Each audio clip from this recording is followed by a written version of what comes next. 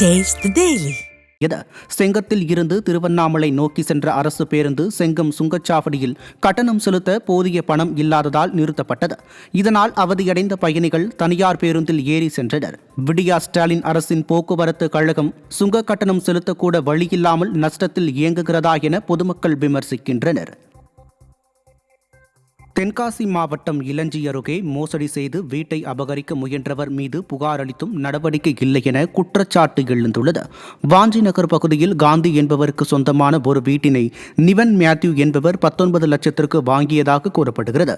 ஆனால் 10 லட்சம் ரூபாய் நிலுவை உள்ளதாக காந்தி மோசடி செய்து தன் மீது வழக்கு பதிவு செய்ததோடு ரவுடிகளுடன் வீட்டினுள் நுழைந்து அச்சுறுத்தி வருவதாகவும் நிவன் மேத்யூ குற்றம் சாட்டினார்.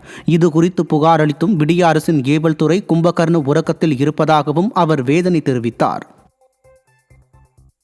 தருமபுரி மாவட்டம் பொன்னேரி கிராமத்தில் 10 லட்சம் ரூபாய் மதிப்பீட்டில் புதிய நியாய விலை கடை அமைப்பதற்கான பணியை முன்னாள் அமைச்சர் KP அன்பழகன் துவக்கி வைத்தார்.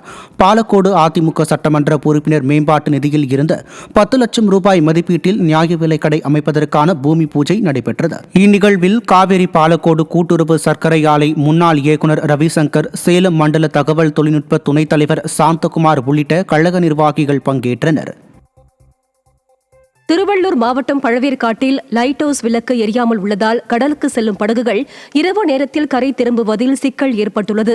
பெரும்பாலான படகுகளில் GPS தொழில்நுட்பம் இருந்தாலும் கருவிகள் இல்லாத படகுகள் கரை திரும்புவதற்கு லைட் ஹவுஸ் வெளிச்சம் அத்தியாவசியமானது. எனவே பழுதான பழவேற்காடு லைட் ஹவுஸ் விளக்கை விரைந்து சரி செய்ய கோரிக்கை எழுந்துள்ளது.